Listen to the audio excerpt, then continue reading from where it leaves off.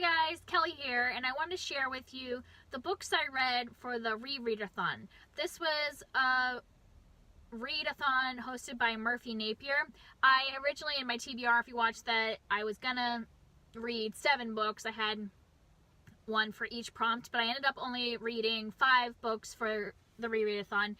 But all of them were either 4 or 5 stars. So it's really exciting when you reread books and you're not sure if you're going to still love them and then find out that they're still favorites. So that was pretty exciting that it turned out to be a really successful readathon. Just so you know, I might be a little scratchy. I feel like every time my 4-year-old gets a cold, I end up getting a cold, so I do have like a little throat scratchy if I have my tea here, so I'll take like little moments to drink, but it might be a little scratchy when I'm talking. So I'll do these in order of, I guess, least favorite to most favorite.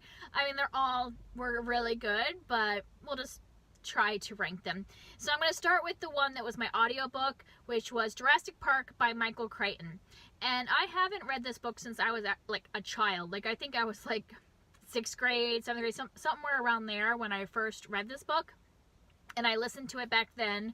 I listened to it on cassette, yeah, and this time I also listened to it because I found, like, over the years, all of the Michael Crichton books I have read, I have always listened to them on audiobook, and I just think audiobook is the way to consume his books because they're very science heavy and can be dry at times, but there's still a lot of exciting stuff happening, so I find when I listen to it, I can kind of, like, get past some of that science stuff easier and get excited by adventurous stuff that's happening. So I always listen to his books, and this one was an excellent narrator. Really enjoyed the audiobook, and I gave it 4 stars. I just really enjoy this book.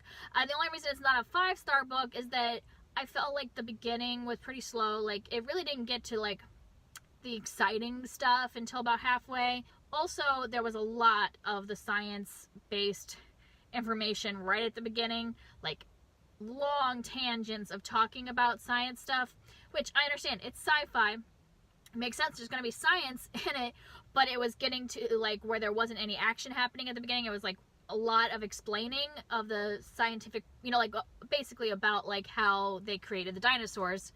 I know you need that, like of how these guys cloned dinosaurs, where the DNA came from, all that.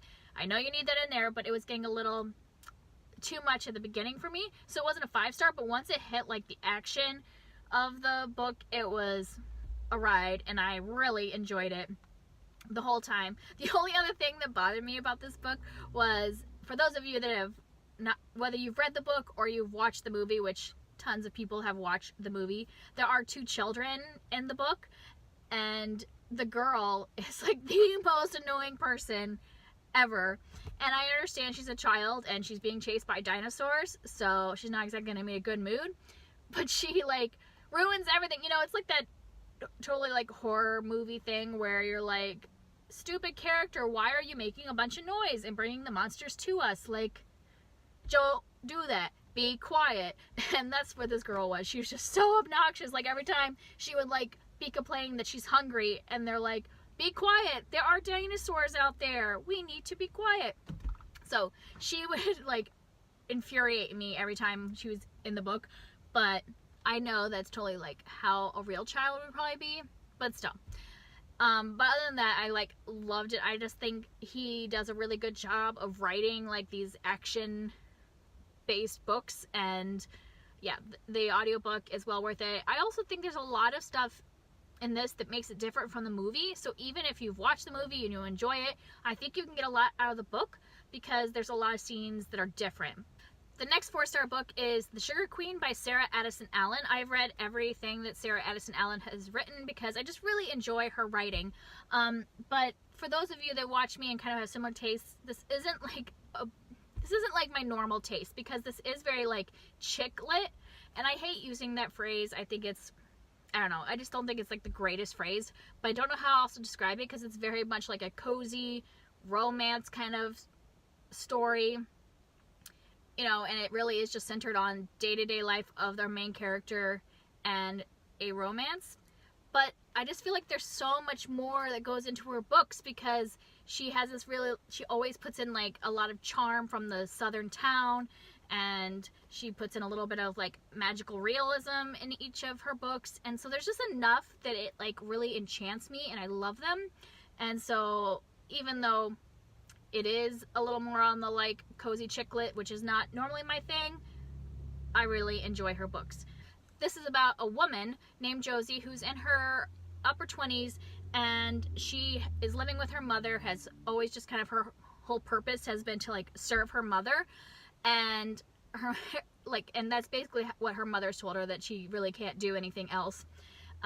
So she doesn't work, she just is there to like take her mother to her appointments and take care of her and all that. And then she meets this woman who kind of challenges the way her life has been, and basically gets her to get out, gets her to make a friend, gets her to like talk to the man that she has been having a crush on forever, get her to change the way she approaches her mother. And so I just really enjoy the way like she is almost coming of age, but later in life, like learning who she is later, learning what her purpose is in life, and also just like the friendships in this and the relationships I think are really nice. And I really love the magical parts in this one, because one of the characters, her kind of like magical thing is that books just appear to her, and that's amazing. Like, who doesn't want a book to just appear, like not buying it, like just having it appear on your table because you need a certain kind of story in your life. So I really like the magical parts of this one. And so the next 3 books are all 5-star reads. I enjoyed them all a lot, so it's hard to rank them, but kind of will go in what I think might be my order of preference. And so my first one is Enchanted by Gail, Carson, Levine. This is about a girl named Ella that when she was born, a fairy came and gave her a gift. And this fairy is notorious for giving really horrible gifts that she thinks is great, but turn out to be bad. And so the gift that she gives Ella is the gift of obedience, which means that anytime somebody tells Ella to do something, she has to do it. So she has basically no free will if somebody is giving her an order. And so she grows up kind of keeping this a secret. The only person that really knows is her mother and her cook. And so they're the only two, because if she tells anybody else, you know, people will boss her around and tell her what to do all the time.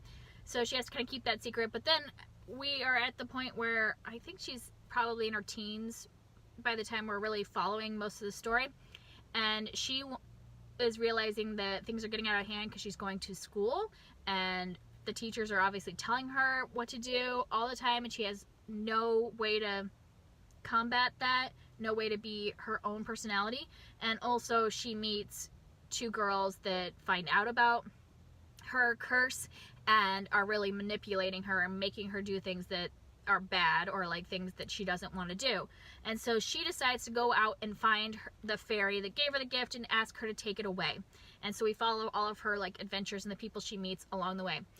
And I had read this book way long time ago, like when I was in my early 20s, and at that time I didn't really like middle grade fantasy kind of novels, and so I didn't really like it back then. And so I never had picked up Gail, Carson, Levine again. And then last year, so many people on BookTube that I'm friends with had recommended her books, so I started picking them up and loving them. So I was like, I should give Ella Enchanted another try. And I'm so glad I did, because I loved it. I just thought it was such a charming story. The way she writes is just so fantastical and beautiful. Like, I love the world she creates. I love her characters. I love how strong the girl characters are, without being... I don't think they're really cliche. Like, I think they're each have individual characteristics, each of her heroines, and Ella is no different. I think she's a very strong character with having her own, like, personality, and I really enjoy the relationship in this one. She kind of develops a relationship with a boy in this, and I liked the way that developed. I liked the friendships. I just really enjoyed everything about this story, and I'd recommend it if you are somebody that likes kind of fantasy novels that are written more for a younger audience. And the next one I do not have my physical copy of. It's in storage, but I read on ebook, and that is The Start of Me and You by Emery Lord. And this was the first book by Emery Lord I read, and that's what made me want to read all of her books. And then I've read a couple and haven't liked them as much as this one.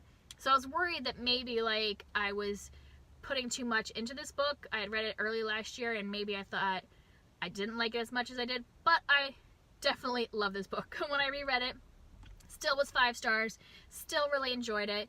It's about a girl who, in her like sophomore year, like at the beginning of her sophomore year of high school, her first boyfriend, who she'd only been dating for a few months, dies suddenly and tragically, and that has like basically affected her life, because, you know, everybody in town thinks of her as that girl whose boyfriend dies, and she has the like grief that she's going through, and also the fact that she's grieving somebody she didn't really actually know for that long, but she had that special relationship with, of being a girlfriend. So there's a lot of feelings about that. And so the story is taking place actually a year later. So she's already gone to a whole year of school of dealing with that grief, and she's starting her junior year, and she's like, I want to start fresh. I want to be able to date again. I want to be able to do things again, because her sophomore year was so consumed with just feeling sad and feeling guilt and feeling grief. And so it's kind of her plan to start anew. And I really love about this book is that even though there is a romance, and it's a really adorable romance, it's not like the focus of the story. It's really about her like trying to come back to life again, like you moving past that really like grief state of being consumed by grief, and realizing that she can still be upset about his death while still living her life to the fullest. And so she joins clubs, and she, you know, goes out to parties and meets new people, makes new friends, all that. And so I just really enjoy seeing her open up.